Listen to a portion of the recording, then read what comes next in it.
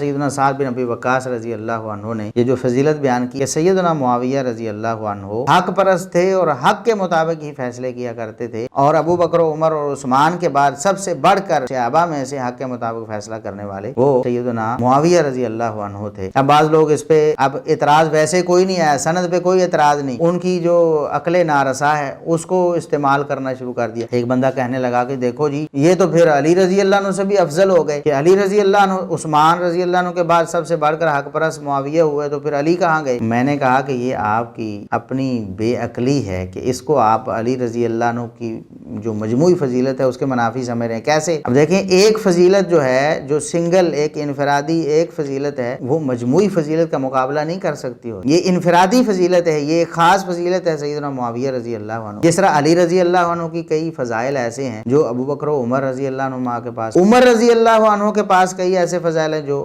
سیدنا ابو بکر رضی اللہ عنہ کے پاس نہیں، اور اسی طرح علی رضی اللہ عنہ کے پاس کچھ ایسے فضائل ہیں جو عثمان رضی اللہ عنہ کے پاس نہیں۔ ایک ایک خاص فضیلت سے اوور آل فضیلت کی کو چیلنج نہیں کیا جا سکتا۔ اب مثال کے طور پر نبی کریم صلی اللہ علیہ وسلم نے سیدنا علی رضی اللہ عنہ کے بارے میں یہ فرمایا کہ آپ کی نسبت میرے سے ایسی ہے جیسے ہارون کی موسیٰ علیہ السلام سے ہے۔ اب یہ ہے کہ کیا ابو بکر رضی اللہ عنہ سے ان کی فضیلت زیادہ ہوگی؟ نہیں ہوگی۔ حالانکہ ابو بکر رضی اللہ عنہ کے بارے میں یہ نہیں فرمایا، ان کے بارے میں اور فرامین ہے، اور اوور آل ساری احادیث کو سامنے رکھا جائے تو ابو بکر رضی اللہ عنہ کی فضیلت زیادہ ہے، اور اہل سنت کا یہ موقف ہے اور اٹل موقف ہے، اور عمر رضی اللہ عنہ بھی افضل ہیں علی رضی اللہ عنہ سے۔ تو اس طرح نہیں ہوتا، اپنی عقل کی سان پہ نہیں چڑھائی جاتی احادیث، ان کو مانا جاتا ہے۔ ہاں جس نے نہیں ماننا ہوتا وہ شیطان اس کے ذہن میں اور اس کے دل میں وہ ایسے ایسے خیالات ڈالتا ہے، چھوڑتا چلا جاتا ہے۔ لوگوں نے قرآن کو چھوڑ دیا، شیطان کے بہکاوے میں آ کر لوگوں نے بخاری مسلم کو چھوڑ، اور کوئی اگر اب اس سیدنا سعد بن ابی وقاص رضی اللہ عنہ کو فرمان کو چھوڑ دے گا تو کون سی کوئی بڑی بات اس نے کی ہے؟ وہ بھی شیطان کے بہکاوے میں آ گیا۔